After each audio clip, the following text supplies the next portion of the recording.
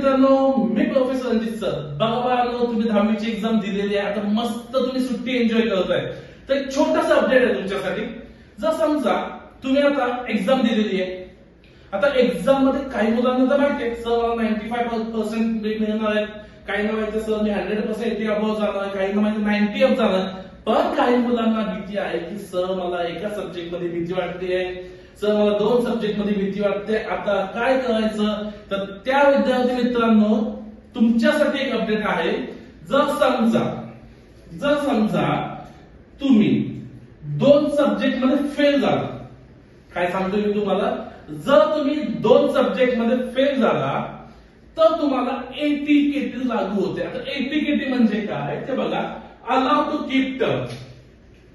Allow to keep term म्हणजे काय, ATKT म्हणजे काय.